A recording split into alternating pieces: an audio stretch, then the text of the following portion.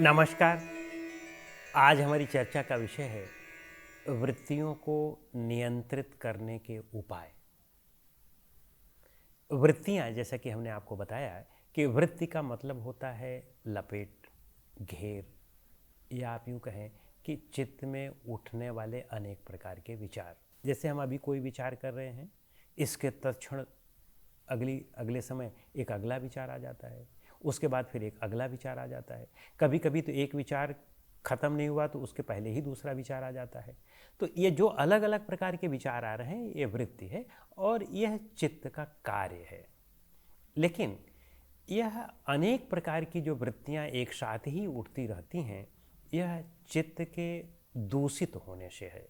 जब हमारा चित्त, हमारा मन, हमारी बुद्धि जब दूषित स्थिति में होती है तो वह चंचल हो जाती है। जब वह समझ की स्थिति में होती है, ज्ञान की स्थिति में होती है, तो वह चंचल नहीं रहती है, वह स्थिर रहती है।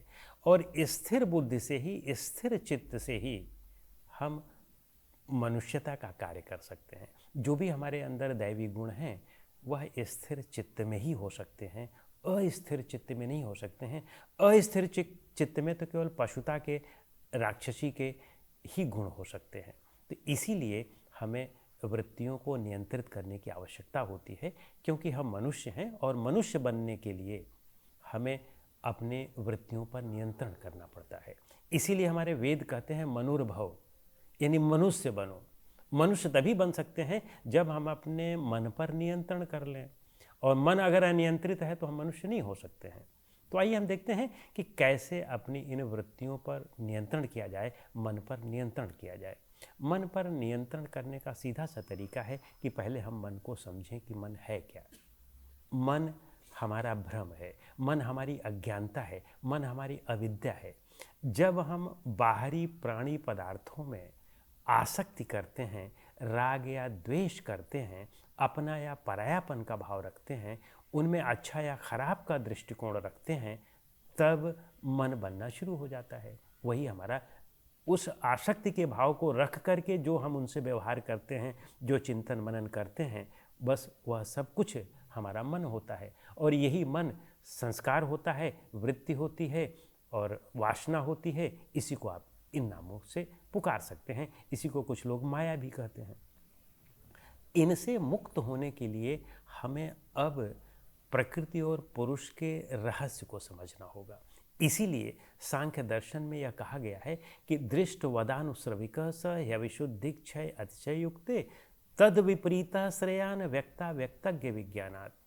मूलतः वे इसमें यह कहना चाहते हैं, संक्षेप में बताऊंगा, कि वे कहते हैं कि इस शास्त्र के अध्ययन से आपको इस संसार का और इस संसार के कारण का, यानी व्यक्त और अव्यक्त का, और पुरुष का यानी आत्मा का ज्ञान हो जाएगा। जब इन तीनों का विवेक हो जाएगा, तब इनके विवेक के आधार पर फिर आप कभी भी प्रकृति से आसक्त हो ही नहीं सकते हैं।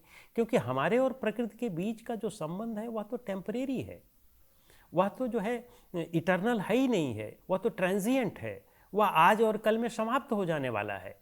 और हर एक पल वह हमसे अलग हो रहा है, दूर हो रहा है, और उसको हम अपना करके बैठे हुए हैं। तो जब यह समझ होती है तब हम उससे दूर होते जाते हैं। और जब दूर होते जाते हैं तो स्वाभाविक सी बात है कि हमारा मन और वृत्तियाँ ये धीरे धीरे हमारे वश में आती जाती हैं।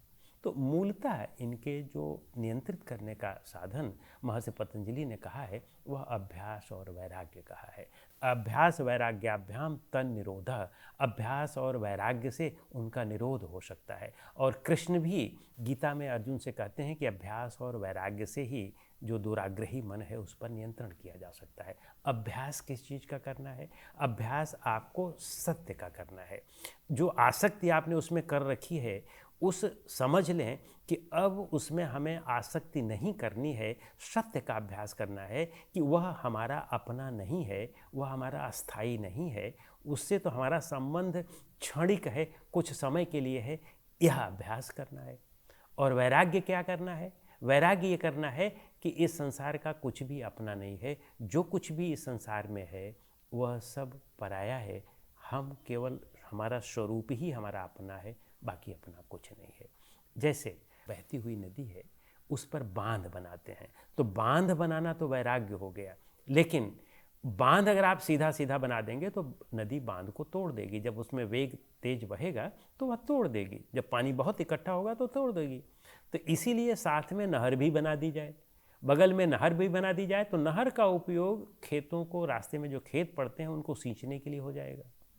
वैसे नदी थी तो वो खेतों को जो है उजाड़ देती थी, लेकिन अब वह नहर बना देंगे तो वह खेतों को सींचने का भी काम कर देगी और उससे बिजली भी पैदा हो जाएगी।